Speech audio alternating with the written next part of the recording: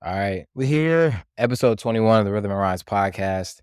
I was hoping Tonio would be here today, but shout out FAMU. Bad internet service, bad internet connectivity out there. So I'm recording by myself today. I'm your host, AJ Hughes. And today I want to talk about Audacity. The Audacity is high. I feel like the more West Indian music that I listen to, the more I realize the lack of audacity in which I was raised, right?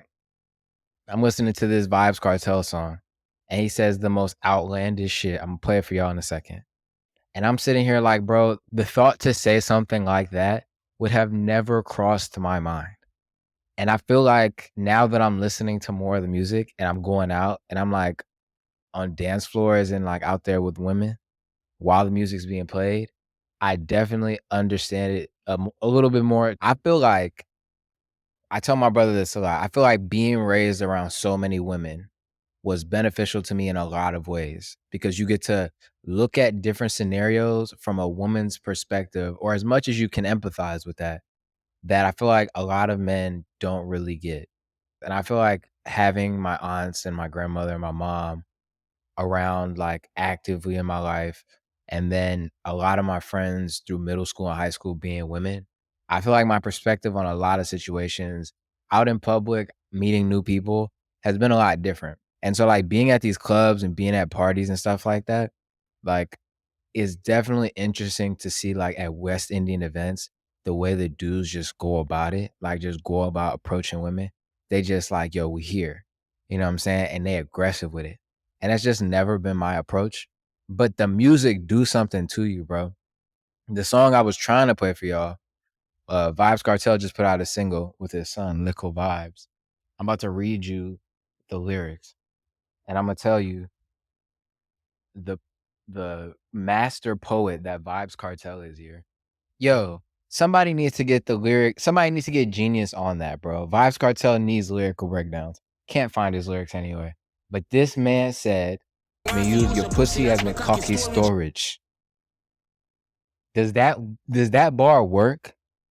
Does that bar work? I'm sitting here listening to that, bro, and some of the shit they be saying in these dance hall records, I'm like, that would have never even crossed my mind to say that. And then when you go say it to the girl, she like, oh, I bet. Does that work? Do I need to try some of these out, like in public? This is insane. But the way he says stuff, and like this is a joke, but it's dead ass. Vybz Kartel is one of the most lyrically talented people I've ever seen touch a mic. He's so crazy with the mic. And I'm not even just this bar, the song is crazy, Birthday. But I'm just sitting here like, bro, the audacity in which men approach women is something I'm about to start adding to my bag. Me use your pussy as McCocky storage? That shit is nuts. That's nuts. Anyway, I just had to get that off real quick. But this week was pretty much cleared out the way for Burna Boy. I told them. It was rumored that Drake's For the Dogs was gonna come out. He kept saying that. It didn't drop. There's a lot of rumors around that album, which I'll get to a little bit later. But Burna Boy, I told them the album is 15 songs and 41 minutes and 35 seconds. And I've listened to it a couple times now. It's Sunday, so I've had a couple of days with it. And I will say I like it so far. I'm not ready to say if it's better or worse than any other project of his that I've listened to, but I can say off the first couple listens and thinking back to my initial reactions of Love Damnity, I like that project a lot better, if I'm being honest. There's songs on here that I do like a lot, like City Boys. I like Big Seven still. I think that one sounds good in the flow of the album. Cheat on Me with Dave. Um, I like Day Play. And then Giza is growing on me with Sai vibes. I don't know if I haven't really dove in his catalog, so I can't say for sure if I like him or not. But the project is solid for sure. Um, I think the rollout honestly was more interesting to the music, which is kind of crazy to me because I'm usually the opposite way. I'm usually more pro music than the rollout. But watching them prioritize, and I said this last week, but watching them prioritize Burna Boy and make him like do the album run that you see all the other artists do is so interesting to me because I'm wondering how much this is going to boost his popularity and his numbers, and if that's going to affect the music that he ends up making, right? Like the interview he did with Speedy on Complex, there was a lot of sound bites out of there where he was talking about like not knowing that it was a Jeremiah sample until 2 days ago, and that there's a part 2 to the album, and talking about his comments related to Black Americans prior to that.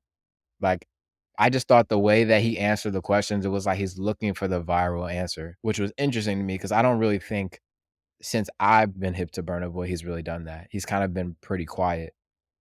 My rule is always like who I could really give a fuck about the antics as long as we get good music from it.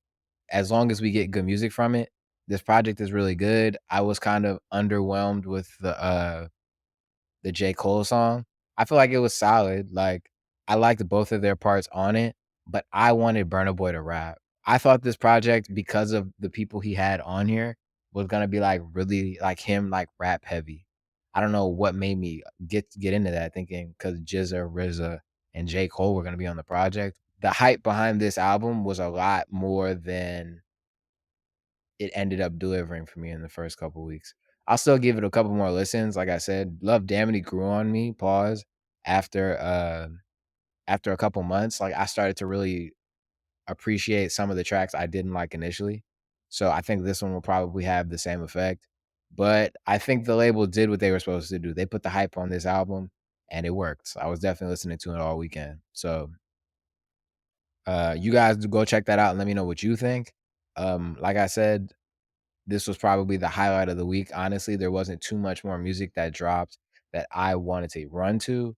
Friday dropped his debut album, self-titled Fridayy, and I was actually really surprised by this, like, I didn't I didn't really have an opinion on him. He did the God Did record, he did a record with Lil Baby, and then he did a record with Asake, which I thought was really interesting, and I started to do some digging into his background and started looking. He's Haitian, so I think there's a lot like I said on previous podcasts, I feel like there's a lot more connections between, like, West Indian and African artists, like, they're more aware of each other than the Black American artists are aware of, like, the West Indian and Africans. It's starting to become a more popular thing, but I feel like they just have this different type of connectivity that we just haven't really tapped into as of late. So seeing his album features was definitely really interesting. So this project was 14 songs and 39 minutes long, and the features on here were Maverick City Music, Adekunle Gold, Fireboy DML, Chris Brown, Byron Messiah, um yeah, I don't wanna call him a different version of Blast, but the way Blast came into the game where it was like his hooks were so crazy, I think Friday's hooks are also crazy to that same effect. And I think he's still really early in his career in terms of, like, artist development, like, some of these songs, I will say, felt kind of, like, open-ended and not completely finished. It felt like he had a hook, he sent it to a couple of the artists, and then they just came back with a verse. Like, I like the Byron Messiah song. It just seems kinda short, you know? And I did see that he produced on some of these records, and like I said, I think it's pretty solid. I think we need to give him more time to develop as an artist, you know what I mean? I could see in 2 or 3 years him releasing, like, a crazy project, you know? I feel like this all kinda happened pretty fast, all at once for him. I feel like the God Did record came out about a year ago, and so to turn around with the entire project in a year, I wonder how many of these songs he had done, how many he had thrown out, like, what the process of making this album was like. I'm gonna watch some interviews and see. But like I said, I really like it, and I'm really surprised. I think the people like I use Blast as the example because he he did all his production early on, and then he wrote a lot of his own songs. So to produce your whole record and have the hooks done, it makes you a cheat code in that way because now all you have to do is the verses or just go get somebody on them, you know? So I think there's definitely a lot of potential here, and I feel like he's gonna have a really good career if we're being honest. I think he's really talented and his voice is really dope. But I think the direction of Def Jam has been very interesting as of late. I'm not gonna lie to you. They signed Fridayy, who I like. They signed Adekunle Gold, who I like. I just saw Byron Messiah in the offices the other day. So if they were to sign him, I wouldn't be surprised. I like the direction that Def Jam is going in. I like that they're signing more international acts.